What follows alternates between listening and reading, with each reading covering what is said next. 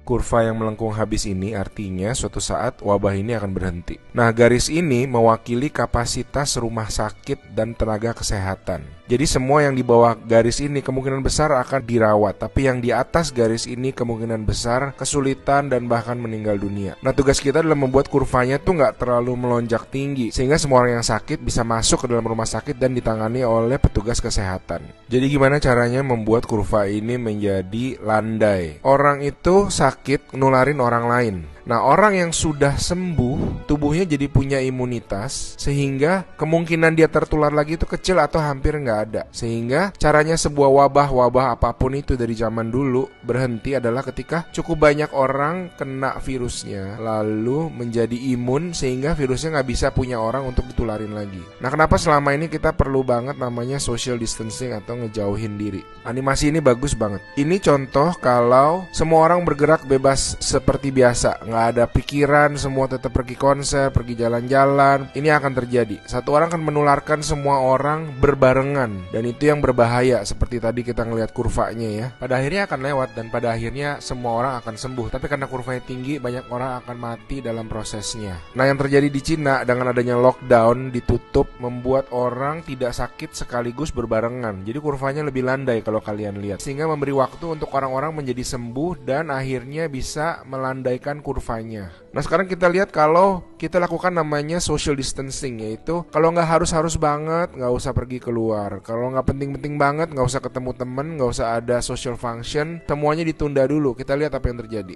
Nah, bahkan ini ada simulasi satu lagi. Kalau social distancingnya itu benar-beneran ekstrim, orang nggak boleh keluar, ada jam malam dan sebagainya. Ini yang terjadi.